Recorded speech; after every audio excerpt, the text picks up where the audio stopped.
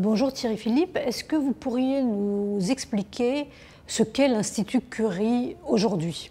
Alors, le projet de Marie Curie, c'était dès les années avant la guerre de 14, de réunir la recherche et l'hôpital sur le même site. En quelque sorte, c'est l'ancêtre de ce qu'on appelle aujourd'hui les centres de lutte contre le cancer ou les CHU.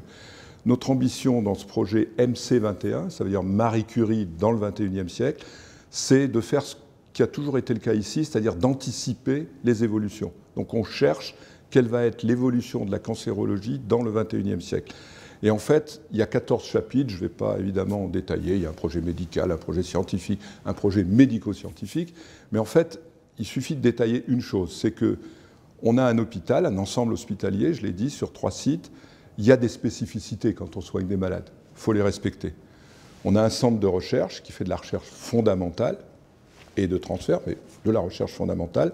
Ça a aussi des spécificités, il faut les respecter. Mais quel que soit le chapitre, il y en a 14, on se pose la même question. Qu'est-ce que vous faites ensemble?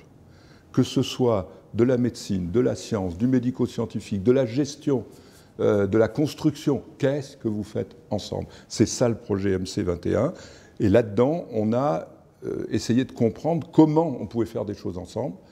Et par exemple, le centre d'immunothérapie, c'est un essai de trouver l'évolution de la cancérologie, mettre au même endroit des chercheurs fondamentaux, des gens qui vont aller vers la clinique, on appelle ça la recherche de transfert, et des malades, tout ça au même endroit, pour que ça s'additionne, pour que ça aille de plus en plus vite, depuis le malade jusqu'à la recherche, depuis la recherche jusqu'au malade.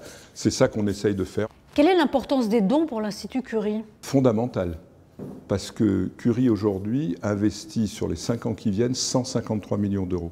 Sur ces 153 millions d'euros, il y a 90 millions d'euros qui viennent directement des dons. Et sur ces 90 millions, il y a aujourd'hui 60 millions qui sont sécurisés sur la table.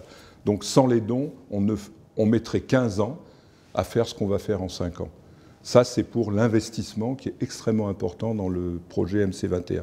Ensuite, il y a le fonctionnement. Donc, par exemple, on a Swiss Life qui a soutenu l'essai Shiva. L'essai Shiva, ça coûtait très cher. Ça a été un essai absolument princeps qui est aujourd'hui cité dans le monde entier, qui a prouvé que la médecine de précision, celle où on fait la carte d'identité des tumeurs, puis on fait le traitement approprié pour le malade en question, c'est ici, grâce à Swiss Life, qu'on a pu faire cet essai avec des drogues différentes qu'il faut payer.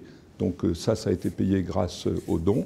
Et c'est quelque chose d'absolument important. Et l'immunothérapie est intégralement financée par des dons. Donc on a, dans ces 90 millions, besoin de dons, à la fois pour fabriquer des murs et à la fois pour faire fonctionner les choses après.